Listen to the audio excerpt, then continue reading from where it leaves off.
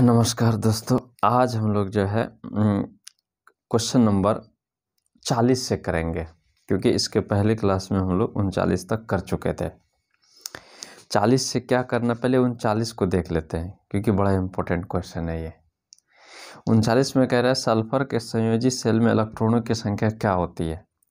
Sulphur के संयोजी cell में इलेक्ट्रॉनों की संख्या क्या होती है। सबसे पहले 39 नंबर, सल्फर का एटॉमिक नंबर कितना होता है। सल्फर का एटॉमिक नंबर होता है 16। 1s2 2s2 2p6 3s2 और 3p4 2 2 4 6 10 2 12 4 16। क्यों कह रहा है संयोजी सेल में इलेक्ट्रॉनों की संख्या, सल्फर के संयोजी सेल में इलेक्ट्रॉनों की संख्या कितना, 2 4 6 7।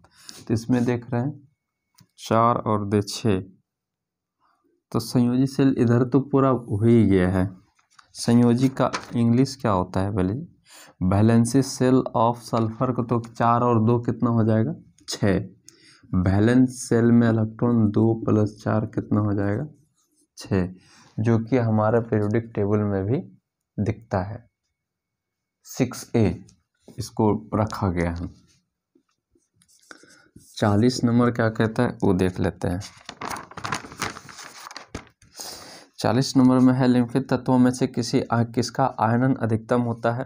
तो आयनेशन पोटेंशियल जो है इस तरह से हमको मालूम है कि इस तरह से यदि पीरियोडिक टेबल हम बनाते हैं तो इस तरफ से इस तरफ जाने पर आयनेशन एनर्जी बढ़ता है और ऊपर से नीचे जाने पर आयनेशन एनर्जी घटता है।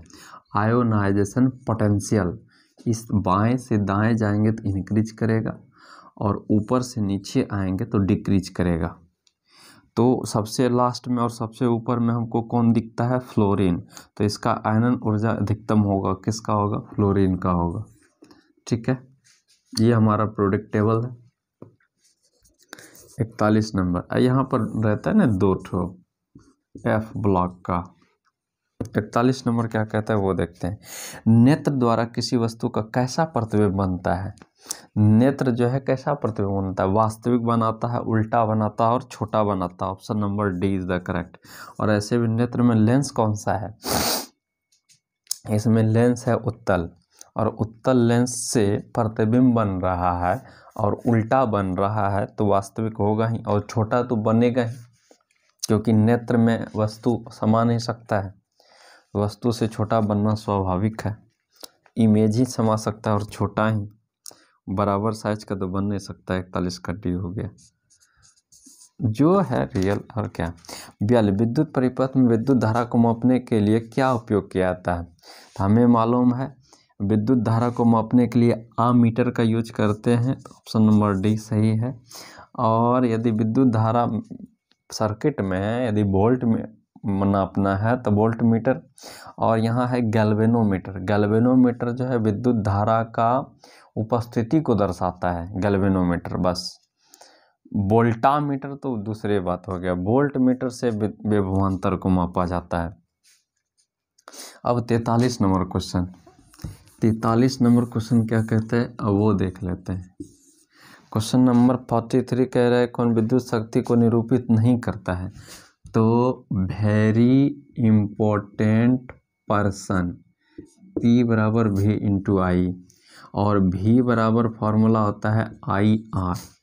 तो इस V के जगह पे यदि हम IR लिख दें तो I × R × I, तो I²R, जो कि ये भी सही हो जाएगा।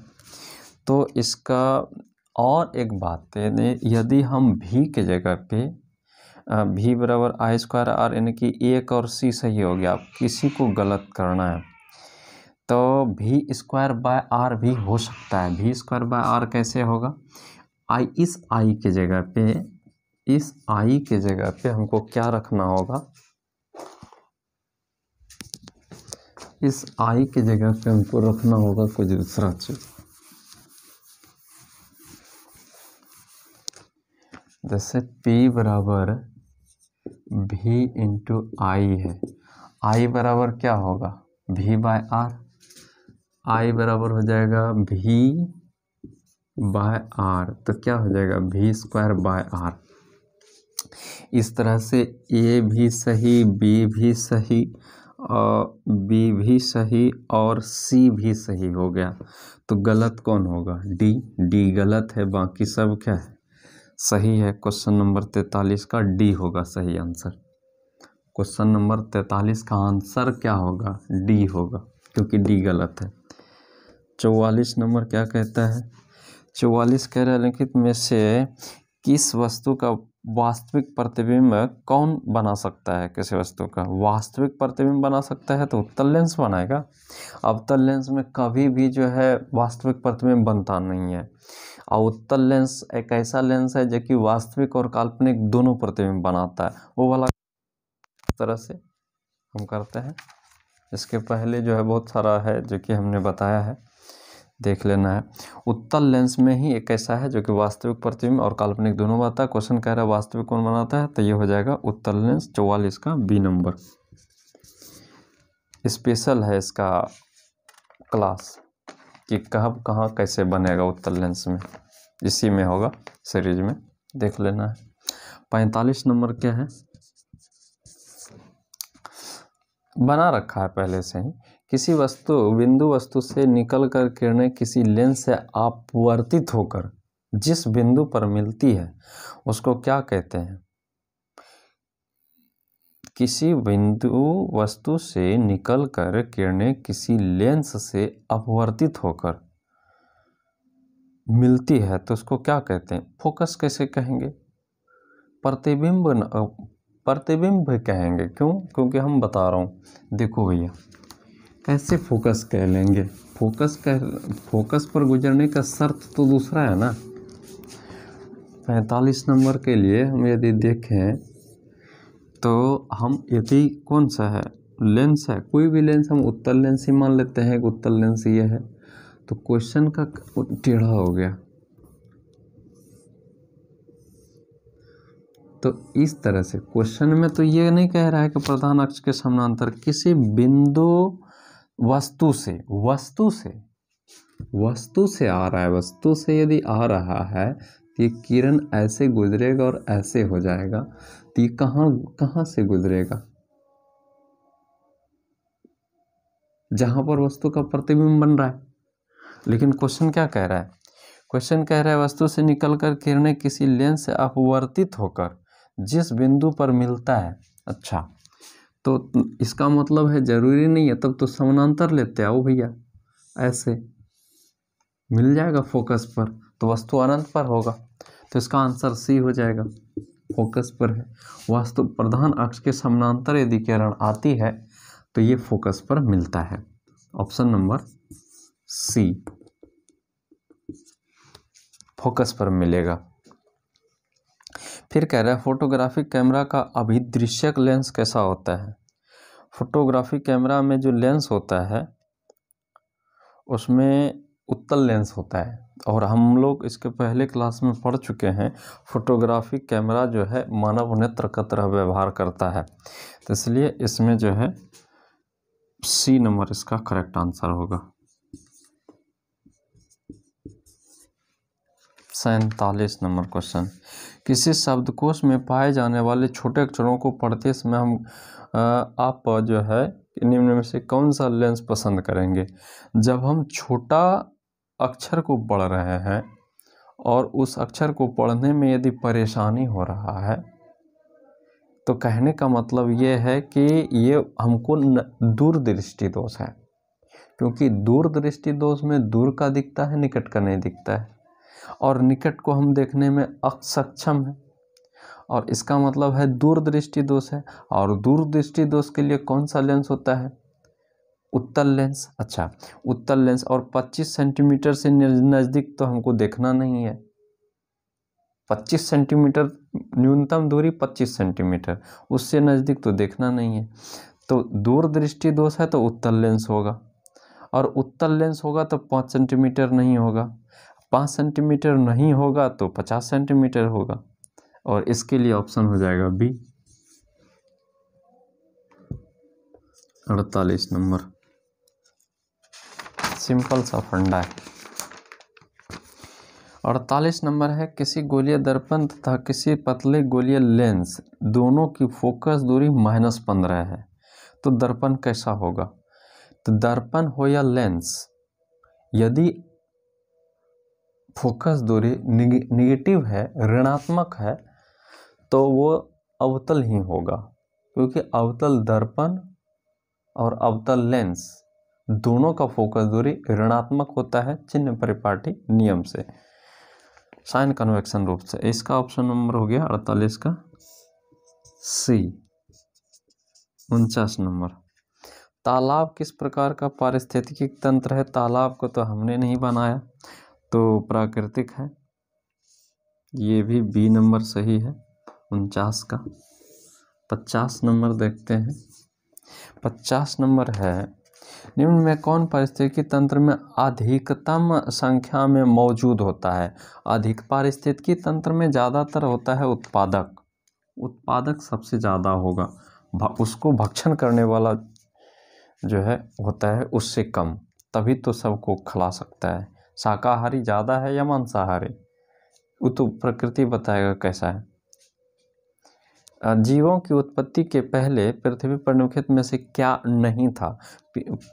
NO2 भी नहीं था, और कार्बन डाइऑक्साइड तो था, ऑक्सीजन अपने वास्तविक रूप में नहीं था, तो हम इसको करेक्ट मानते हैं 51 का सी, ऑक्सीजन नहीं था।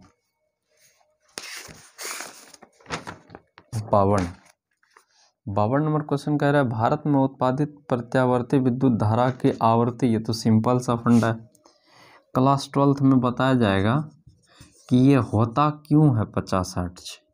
50 हर्ट्ज ही होता है, ऐसा क्यों? क्योंकि अमेरिका के लिए 60 हर्ट्ज करेक्ट होता है, वो पृथ्वी के कंस्ट्रक्शन के कारण और हमारे देश को स्थिति के लोकेशन के कारण होता है।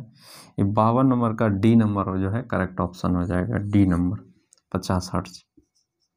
53 नंबर क्या है देख लेते हैं। 53 नंबर है, 1 माइक्रो एम्पियर विद्युत धारा, ये तो हो गया क्लास 9th का, 10th में यूज हो रहा है। 9th में हम लोगों ने पढ़ा है मिली, मैक्रो, नैनो, पिको, फेम्टो, एटो छोटे के लिए, अब बड़ा के लिए किलो, मेगा, जीगा, टेरा, पेटा, एक्सा। 3, 6, 9, 12, 15, 18। तो क्वेश्चन कह रहा है मिली माइक्रो, माइक्रो के लिए 3, 6 होगा, तो इसका मतलब है 53 नंबर के लिए क्या हो जाएगा? B number option. क्या होगा? 10⁻⁻6 एम्पियर। मिली माइक्रो 3, 6 -6, मिली छोटा के लिए माइनस होता है, बड़े के लिए प्लस होता है, ऐसे तो प्लस ऑप्शन में दिया ना, कन्फ्यूजन की बात है नहीं। 54 नंबर क्या कहते हैं? 54 नंबर कह रहा है, नरोरा नाभिकीय विद्युत संयंत्र जो है कहाँ स्थापित किया गया है? नरोरा जो है यूपी में स्थापित किया गया है, ये 54 नंबर का है डी नंबर। कहाँ में? यूपी में, और ये 1991 में स्थापित किया गया था। ये 470 मेगावाट का है। यूँ यदि पहला कहा जाए कि पहला कहाँ किया गया था, तो ये तारापुर महाराष्ट्र में पहला की बात करें तो, और तारापुर में ही जो है 2000 मेगावाट का जो है स्थापित किया जाना है, अभी हुआ नहीं है। 55 नंबर क्या कहता है? यही परमाणु है, यहीं से परमाणु बॉम्ब बनेगा और स्ट्राइक होगा, छोड़ा जाएगा। 55 नंबर क्या कहता है देख लेते हैं।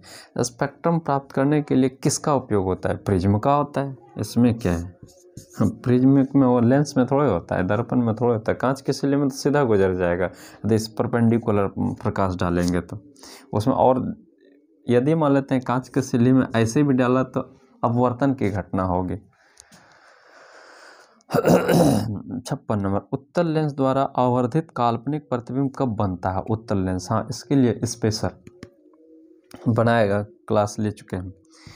तो ये कह रहा है कि उत्तल लेंस द्वारा आवर्धित प्रतिबिंब बनेगा। हमें मालूम है उत्तल लेंस यदि है, यदि लेंस उत्तल है, ठीक है, तो और इसमें आवर्धित प्रतिबिंब बनाना है तो हमको जो है वस्तु को कहाँ रखना होगा? प्रकाश केंद्र, ऑप्टिकल सेंटर और फोकस के बीच में। फोकस पर तो ध्रुव पर बनता है, फोकस के अंदर जैसे आ जाता है वस्तु, ये फोकस है, फोकस के अंदर यदि वस्तु आता है तो उसका प्रतिबिंब काल्पनिक बन जाता है और वस्तु की तरफ ही बनता है। ये इत्तेफाक की बात है, वस्तु की तरफ ही बनेगा इसका प्रतिबिंब 56 नंबर में। और यही कंडीशन है जो कि वस्तु के तरफ ही वस्तु का प्रतिबिंब बनता है, तो उसका कंडीशन क्या है, तो फोकस और ऑप्टिकल सेंटर के बीच में। क्योंकि 56 नंबर का ऑप्शन नंबर क्या हो जाएगा, फोकस और लेंस के बीच में, ऑप्शन नंबर बी। 57 क्या है, कॉपर्स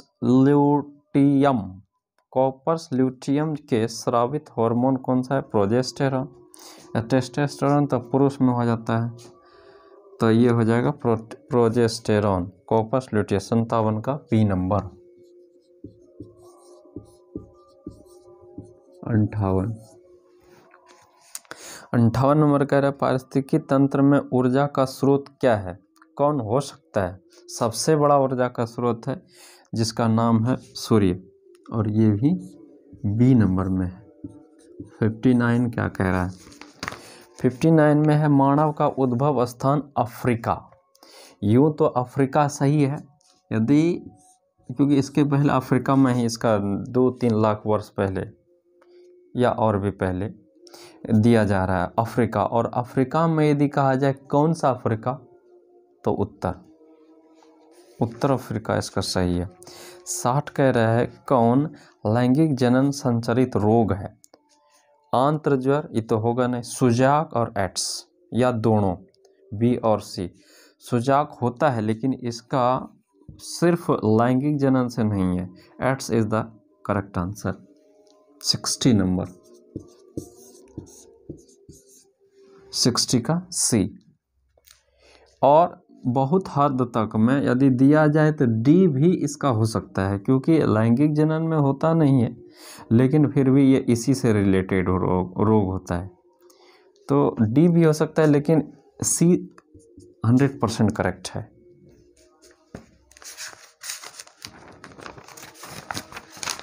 से 61 नंबर है मानव गुर्दे का आकार कैसा होता है, सेम के बीज के तरह। देखे होंगे बुक में भी फिगर देल रहता है, सेम के बीज के तरह का होता है। न कि 61 का आंसर क्या हो जाएगा, सी हो जाएगा। 62 नंबर देख लेते हैं। 62 कह रहा है किशोर अवस्था में होने वाले शारीरिक परिवर्तन का कारण क्या है, टेस्टोस्टेरोन जो है ये आता है, ये हार्मोन निकलता है।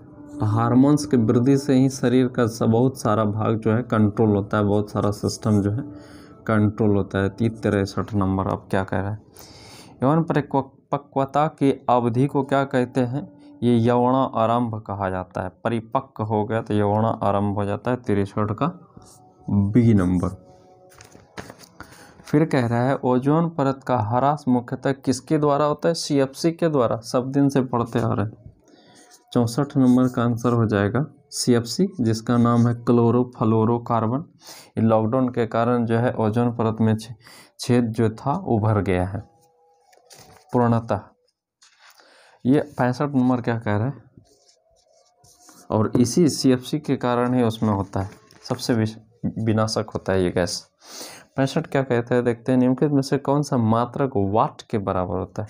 वाट, W, अरे P बराबर V इंटू आई, तो P का मात्रक, इसी का मात्रक वाट होता है, शक्ति का, तो वाट के बराबर क्या होगा, वोल्ट और एम्पियर। और या फिर इसको इस तरह से भी डिफाइन करते हैं, ये तो हो गया हमारा इलेक्ट्रॉनिक्स में करंट इलेक्ट्रिसिटी के अनुसार से, और ये वाट इस तरह से भी डिफाइन किया सकता है। कार्य करने की दर को शक्ति कहते हैं, कार्य करने की दर यानी कि W/T, P बराबर W/T भी होता है काइनेमेटिक्स में, W/T, तो W का यूनिट हो गया वर्क डन हो गया, तो जूल हो गया, टाइम का सेकंड तो जूल पर सेकंड। ये सही नहीं है, तो ये सही हो सकता था लेकिन ऑप्शन में ये है नहीं, ये है तो ये सही होगा। 65। अब 66 नंबर देख लेते हैं। 66 नंबर क्या कह रहा है, क्वेश्चन आसान है। एक सर कि बढ़ाया जाए, पढ़ा जाए तब। क्वेश्चन कह रहे हैं 66 नंबर में, 66 नंबर, विद्युत हीटर के तार की कुंडली कैसा बना? नाइक्रोम का बना होता है। हाँ, 66 का डी नंबर, ये तो नाइक्रोम का बना होता है, हमको याद होगा, लेकिन टंगस्टन जो बार बार मारते हैं तो इसका क्या रीजन है? तो टंगस्टन तब लगाते हैं जब जो है बल्ब का बात आता है, बल्ब का फिलामेंट टंगस्टन का बना होता है। मिश्र धातु तो ये भी है। विद्युत हीटर भी नाइक्रोम, विद्युत हीटर में जो कुंडली होता है वो नाइक्रोम का होता है। तांबा का तो परिपथ बनाया जाता है। और जस्ता की बात है तो जस्ता और ये शीशा, इन दोनों को मिल करके विद्युत फ्यूज बनाया जाता है। विद्युत फ्यूज किसका होता है? जस्ता और शीशा। 67 नंबर क्या है वो देखते हैं।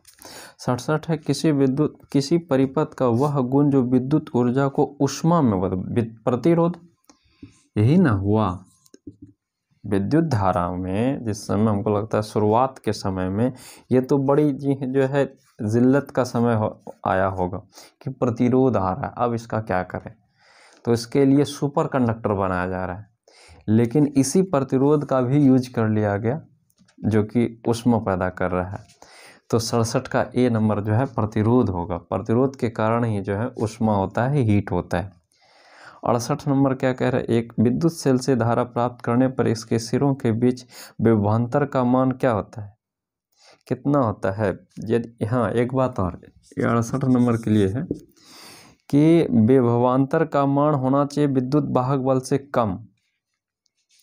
क्योंकि क्या होता है कि जब खुला है तो उसका विद्युत वाहक बल का मान ज़्यादा होता है, और जैसे उससे करंट फ्लो होने लगता है तो विद्युत वाहक बल का मान उससे कम हो जाता है। और एक समय ऐसा होता है पूरा कम डाउन, बैटरी डाउन। 68 का हो गया बी नंबर। 69 कह रहा है अनवीकरणीय ऊर्जा का स्रोत क्या है जिसको फिर से नहीं बना सकता है? ए, जिसका नाम है कोयला। कोयला, ठीक है। तरंगदैर्घ्य को सामान्यतः व्यक्त किया जाता है, तरंगदैर्घ्य को वेवलेंथ, अच्छा तरंगदैर्घ्य ये वाला, इसके बीच में लैम्बडा होता है ना, यही वेवलेंथ। और ये क्या है? दूरी है ना, तो दूरी है तो मीटर में होना चाहिए। और यदि तरंगदैर्घ्य को सामान्यतः व्यक्त किया जाता है क्योंकि ये इतना छोटा होता है ना कि मीटर में व्यक्त करना, ऐसा यूनिट यदि पूछा तो, और ऐसा यूनिट तो सब पूछ नहीं रहा है, तो इसलिए इसका कोई नहीं आंसर होगा। एंगस्ट्रम, सामान्यतः एंगस्ट्रम में व्यक्त किया जाता है इसको,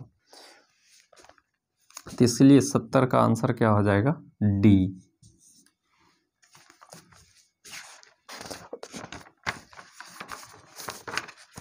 इकहत्तर नंबर 71 में क्या कहता है वो देखते हैं।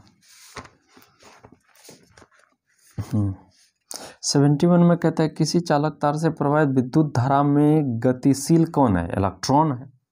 इलेक्ट्रॉन गतिशील होता है। इलेक्ट्रॉन, चूंकि इलेक्ट्रॉन के मूवमेंट से ही करंट का फ्लो माना जाता है। इलेक्ट्रॉन ही गति करता है, प्रोटॉन न्यूट्रॉन तो नाभिक में रहता है। और अभी भी इलेक्ट्रॉन का डिसीजन तो है नहीं कि एक जगह स्थिर है, वो तो वेव है। इलेक्ट्रॉन इलेक्ट्रोस्कोप बनाया गया है इसी इलेक्ट्रॉन का वेव प्रॉपर्टी के कारण। फिर कह रहा है 72 नंबर क्या है देख लेते हैं। रिजोल्यूशन पावर उसका ज़्यादा होता है इलेक्ट्रोवेव का। 12 वोल्ट विभवांतर के दो बिंदुओं के बीच 2 कूलम आवेश को ले जाने में जितना कार्य किया जाएगा, W बराबर V इंटू क्यू, ये फॉर्मूला ही होता है। V इंटू क्यू वर्कडन के लिए अपोटेंशियल है, अपोटेंशियल कितना है? 12 है, और चार्ज कितना है? 2 है, तो 12 दूनी 24, और जब कार्य ले रहे हैं तो जूल होगा, तो W बराबर 24 जूल आंसर होगा, ना कि डी नंबर। 73 नंबर आज खत्म कर दे रहे हैं इसको। 73 नंबर क्या कह रहा है, ओजोन का आणविक सूत्र क्या होता है। ओजोन का आणविक सूत्र O3 होता है। 73 का भी इसमें क्या है, O3। 74 नंबर क्या कह रहा है, वो तो ऑक्सीजन, 5 ऑक्सीजन 10, तो ओजोन का O3 होगा। पीएच का कौन सा मान क्षारक विलयन को निरूपित करता है। 2 7 पीएच स्केल जो है इसमें 1 से 14 तक होता है, ठीक। अब यदि इसके बीच में 7 होता है जो कि न्यूट्रल को इंडिकेट करता है, जो कि जल का होता है, और 7 से कम तो अम्ल हो जाता है, इस तरफ अम्ल, और 7 से ज़्यादा तो क्षार कहलाता है। तो क्वेश्चन कहता है क्षार होना चाहिए, तो क्षार 7 से कम अम्ल होता है, 7 से ज़्यादा क्षार होता है, तो क्या हो जाएगा 13 हो जाएगा। यहाँ 13 ना आएगा, 7 से ज़्यादा हो गया तो 13, C number. Sorensen pH scale को बनाया था। जल के एक अणु में हाइड्रोजन और ऑक्सीजन के परमाणुओं की संख्या क्या होता है। पहले हाइड्रोजन बोल रहा है। जल का अणुसूत्र ही क्या होता है, H2O। यदि जल में H2O मतलब हो गया कि 2 हाइड्रोजन और 1 ऑक्सीजन। 75 नंबर H2O मतलब फिर कह रहे हैं कि हाइड्रोजन और ऑक्सीजन, पहले हाइड्रोजन 2 गो, उसके बाद ऑक्सीजन 1 गो, 2:1। Option number B. 76 नंबर क्या है वो देख लेते हैं। 76 नंबर आसान है। 76 नंबर कह रहा है निम्नलिखित में संकेतों द्वारा व्यक्त किया गया कौन सा धातु है। ये तो झंडूबाम की बात है, एक क्वेश्चन मार्क लगा दिया जाए इसमें। 77 नंबर देख लेते हैं। अम्लीय ऑक्साइड के विलयन का पीएच मान क्या होता है। अभी जस्ट हमने बताया 7 से कम होगा तो वो अम्ल होगा, 7 से ज़्यादा होगा तो क्षार होगा, 7 हो जाएगा तो न्यूट्रल हो जाएगा। तो विलयन का पीएच मान अम्लीय होता है, 7 से कम होता है। 7 से कम कौन है चारों में, डी में 4 है, बाकी में 12 8 7 है, तो डी नंबर से 70 का हो जाएगा डी नंबर। 78 नंबर क्या है वो देख लेते हैं। 78 कह रहा है सबसे कठोर प्राकृतिक पदार्थ क्या है, हीरा है। सबसे कठोर प्राकृतिक पदार्थ क्या है, हीरा है। 79 देख लेते हैं। 79 में कह रहा है सिल्वर आयोडाइड का रंग कैसा होता है। सिल्वर आयोडाइड का रंग कैसा होता है, सिल्वर का नहीं पूछ रहा है। सिल्वर का रंग तो उजला होता है, श्वेत होता है, सिल्वर आयोडाइड पूछ रहा है, इसलिए इसका पीला हो जाएगा करेक्ट आंसर 79 का बी। और 80 नंबर क्या कहता है, श्वसन किस प्रकार का रासायनिक अभिक्रिया है, ऊष्माक्षेपी या ऊष्माशोषी। तो हम देख पा रहे हैं सांस जब लेते हैं तो हवा गर्म निकलता है ना, सांस की जोर से छोड़ते हवा गर्म, इसलिए इसको हम कह लेंगे श्वसन किस प्रकार का रासायनिक अभिक्रिया है, तो ऊष्माक्षेपी मतलब ऊष्मा को बाहर करता है, ऊष्मा को रिलीज करता है। तो आज का सवाल यहीं पर ख़त्म होता है और इसके सब्जेक्टिव को नेक्स्ट क्लास में हम लोग देखेंगे।